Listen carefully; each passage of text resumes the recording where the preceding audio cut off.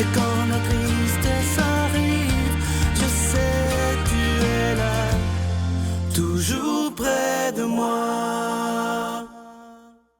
Bon mardi, bienvenue à votre émission La Victoire de l'amour. J'espère que vous allez bien aujourd'hui, qu'on se prépare à vivre une très, très belle journée, malgré tout ce qu'on vit présentement. On rejoint notre ami, tout d'abord notre amie Brigitte, et l'homélie sera faite par quelqu'un qu'on apprécie beaucoup. Il est de Paris, le bon père, Michel Marie.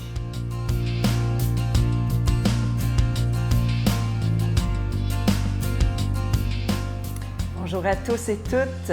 Bienvenue encore ce beau mardi matin. On continue sur notre envolée avec les anges, même si, bon, la semaine passée, je vous ai dit que c'était fini avec les mauvais anges, mais c'est pas vrai parce que j'ai réfléchi, je me suis dit, mais non, il manque l'essentiel qui est le combat spirituel. Je sais que j'en parle des fois dans mes chroniques, une fois de temps en temps, mais je veux y revenir. Mais avant, il y a mon boss qui s'appelle Sylvain Charron, n'est-ce pas? Qui m'a dit, parce que j'ai publié sur Facebook dernièrement un message que j'avais reçu d'un téléspectateur. J'avais trouvé ça tellement beau, vous savez, je reçois beaucoup de vos messages et ça me touche toujours. Mais celui-là, il m'a carrément bouleversée. C'est de la part d'un certain Maxime, je vais taire son nom de famille. Il m'a donné l'autorisation de publier sur Facebook.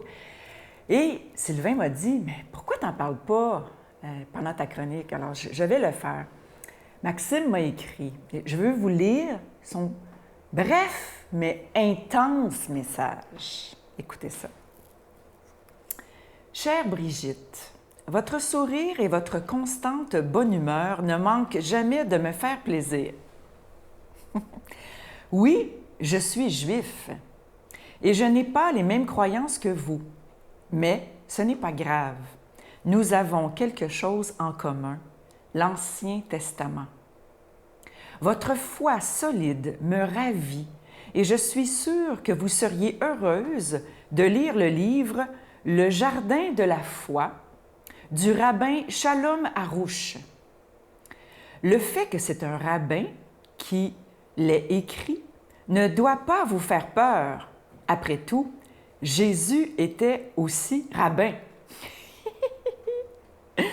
Je reconnais l'humour juif ici, là.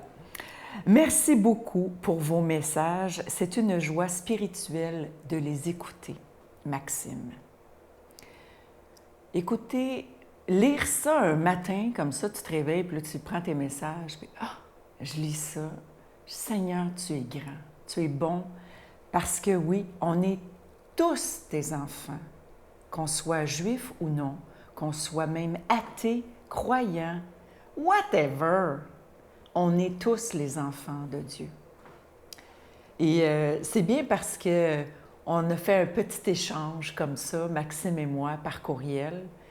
Et je te salue, Maxime, que je ne connais pas. Tout ce que j'ai, c'est ton nom. Mais je vais aller lire ce livre du certain « Le jardin de la foi » du rabbin Shalom Arouche. Ça ouvre nos esprits comme ça, de pouvoir aller lire un peu, essayer de connaître, aller à la rencontre de Jésus. Il était l'expert là-dedans. Jésus s'intéressait toujours à l'autre. Il allait vers les autres. Il mangeait et buvait avec les publicains. Ne l'oubliez jamais. Alors, la semaine prochaine, on continue avec les mauvais anges avec qui on se bat. Amen. Notre Père qui es aux cieux, que ton nom soit sanctifié, que ton règne vienne, que ta volonté soit faite sur la terre comme au ciel. Donne-nous aujourd'hui notre pain de ce jour. Pardonne-nous nos offenses comme nous pardonnons à ceux qui nous ont offensés. Ne nous laisse pas entrer en tentation, mais délivre-nous du mal, car c'est à toi qu'appartient le règne, la puissance et la gloire pour les siècles des siècles. Amen. Je continuerai à croire, même si tout le monde perd espoir. Je continuerai à aimer, même si les autres parlent de haine. Je continuerai à construire, même si les autres détruisent. Je continuerai à parler de paix, même au milieu d'une guerre. Je dessinerai des sourires sur des visages en larmes et je tendrai les bras à ceux qui se sentent épuisés. Oui, je continuerai à croire. Je suis tellement content de vous parler du cadeau du mois d'octobre. Il s'agit de mon nouveau livre dont je suis très fier, je dois vous dire. J'y ai mis tout mon âme, tout mon cœur. Il s'agit d'un livre sur les anges. Vous savez que le mois d'octobre est le mois des anges gardiens. Leur fête était le 2 octobre dernier. Alors, le titre du livre, « Les anges messagers de Dieu, découvrez l'ange qui vit avec vous ». Dans ce livre-là, premièrement, il est très facile à lire. Il n'y a rien de compliqué. Il est écrit en gros caractères et je vous donne même des exercices tout simples.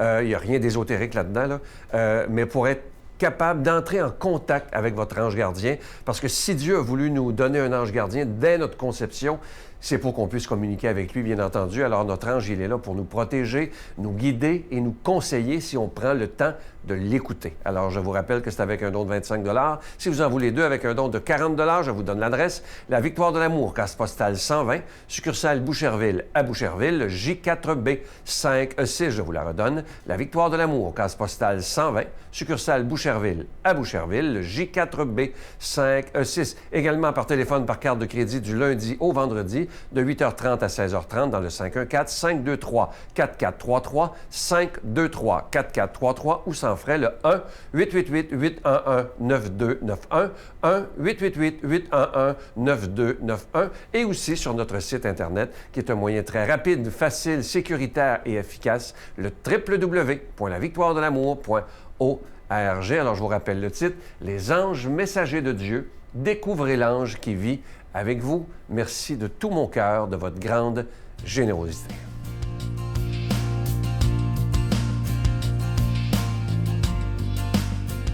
Mon Dieu, donnez-moi la sérénité d'accepter les choses que je ne peux changer, le courage de changer les choses que je peux et la sagesse d'en connaître la différence. Amen.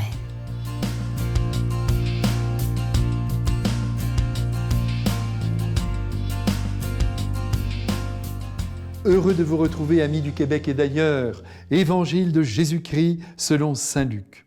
En ce temps-là, pendant que Jésus parlait, un pharisien l'invita pour le repas de midi. Jésus entra chez lui et prit place. Le pharisien fut étonné en voyant qu'il n'avait pas fait d'abord les ablutions précédant le repas. Le Seigneur lui dit, « Bien sûr, vous les pharisiens, vous purifiez l'extérieur de la coupe et du plat, mais à l'intérieur de vous-même, vous êtes remplis de cupidité et de méchanceté. Insensé, celui qui a fait l'extérieur n'a-t-il pas fait aussi l'intérieur ? Donnez plutôt en aumône ce que vous avez, et alors tout sera pur pour vous. » Mes frères bien-aimés, comme nous venons de l'entendre, Jésus partageait volontiers un déjeuner ou un dîner avec qui l'invitait. Et aujourd'hui, il s'agit d'un pharisien qui, prisonnier de ses certitudes, reproche à Jésus, dès le début du repas, de ne pas avoir procédé aux ablutions rituelles, comme la loi l'impose.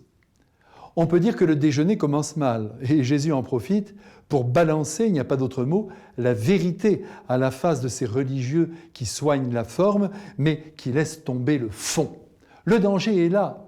On se rassure en accomplissant extérieurement ce que la loi impose, mais le cœur, qu'importe s'il n'est pas au rendez-vous. Vous purifiez l'extérieur de la coupe et du plat, dit-il, mais votre être est rempli de cupidité et de méchanceté. On peut aussi traduire de rapine et de malveillance. Et c'est la vérité.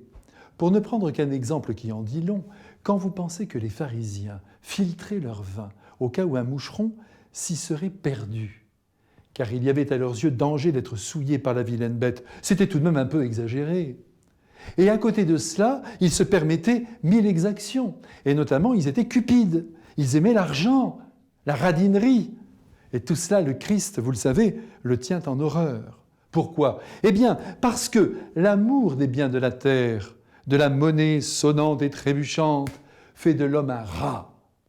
Certes, l'argent est nécessaire pour se nourrir, pour se vêtir, pour avancer dans la vie et même gagner quelque peu en liberté. Mais si en raison de notre volonté d'économiser, on ne dépense plus grand-chose pour les autres, si on ne partage plus rien avec eux parce qu'on ne veut pas sortir son argent, lentement, on abîme son âme créée pour aimer et donc pour partager. La cupidité occupe aussi l'esprit de manière outrancière, vous le savez bien. On fait ses comptes toute la journée, on oublie qu'il faut compter sur la providence qui jamais ne nous abandonne et que le but de la vie n'est pas de mourir avec un portefeuille plein, mais avec dans son sac à dos une multitude d'actes d'amour accomplis. Aussi, qui se réclame du Christ, qui se déclare chrétien, doit faire très attention de mettre l'argent à sa place. Autrement dit, de ne pas le diviniser. Et pour ce faire, eh bien, quelques exercices sont nécessaires. Par exemple, on prend un café à la terrasse d'un bar, on laisse une petite pièce, et parfois même une grosse, car il faut que tout le monde vive. Voilà pour ce premier point. La deuxième chose que Jésus ne supporte pas, c'est la méchanceté. Et celle-ci prend plusieurs visages. Comme nous le savons bien, elle démarre toujours par un jugement négatif, souvent intérieur, très offensant, visant à démolir, à détruire telle ou telle personne. Et ce jugement peut aller jusqu'à l'élaboration d'un plan de vengeance. Plus que jamais, dans ce monde de rivalité dans lequel nous sommes insérés, nous devons veiller sur nos pensées et ne pas chercher à régler des comptes avec l'un, avec l'autre. Dieu s'est réservé le jugement, ne l'oubliez pas, laissons-le donc faire. Et ceci bien en place, rappelons-nous que les passages d'évangile que nous entendons ne sont pas destinés à pourfendre les pharisiens. Ils sont morts depuis longtemps, mais à nous corriger nous-mêmes de nos propres travers. Ah, bien souvent, nous leur ressemblons. Est-ce que nous aussi, nous nous contentons de purifier la coupe et le plat ? Autant dire, est-ce que nous nous présentons devant les autres propres, bien religieux, fidèles à la prière, fidèles à la messe ? Et par derrière, nous aimons l'argent, nous jugeons à longueur de temps les uns et les autres, nous disons du mal de celle-ci ou de celui-là. Nous accusons telle ou telle personne sans vraiment la connaître. Nous souhaitons même la mort de celui ou de celle qui nous a blessés. Bref, est-ce que notre intérieur est conforme à l'image que nous donnons de nous ? Cette question doit nous tourmenter. Au dernier jour, quand nous arriverons près de Dieu, nous regretterons tout le mal que nous aurons commis, tout le mal que nous aurons fait aux autres, par la langue notamment. Et le Christ d'ailleurs, je vous le promets, ne posera aucune question sur notre vie spirituelle, mais sur l'amour que nous aurons offert aux autres. Et bien maintenant que par sa bénédiction, il nous rende meilleurs, plus aimants et moins méchants. Au nom du Père et du Fils et du Saint-Esprit. Amen. Je vous salue Marie, pleine de grâce. Le Seigneur est avec vous. Vous êtes bénie entre toutes les femmes, et Jésus, le fruit de vos entrailles, est béni. Sainte Marie, Mère de Dieu, priez pour nous pauvres pécheurs, maintenant et à l'heure de notre mort. Amen.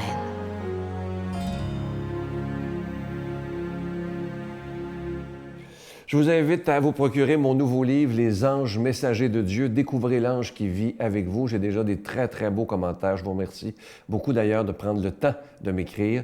Et vous savez, j'y ai mis vraiment tout mon cœur. Je vous rappelle qu'il est facile à lire. C'est pas une affaire compliquée. C'est rien d'ésotérique non plus, bien au contraire. Mais je suis content que ça vous plaise déjà. Alors, je vous rappelle que c'est avec un don de 25 $, et si vous en voulez deux avec un don de 40 $, vous le recevrez très rapidement. Je vous redonne les numéros de téléphone si vous voulez le commander par téléphone. Alors, c'est dans le 514-523-4433, 523-4433 ou sans frais, le 1-888-811-9291, 1-888-811-9291. Merci de tout cœur de votre grande générosité et merci aussi de votre prière. Je vous souhaite une belle journée. À demain. Bye. La mort, pour moi, c'est aussi le papillon qui passe au-dessus de la chenille. Puis que la chenille était fatigante. Qu'est-ce que tu fais là? Ben, regarde, là, j'étais comme toi avant. Et je suis devenu... voyons là. Ayez toujours un bon sourire et fermez votre parapluie. Et vous pourrez bientôt voir luire le soleil à travers la pluie.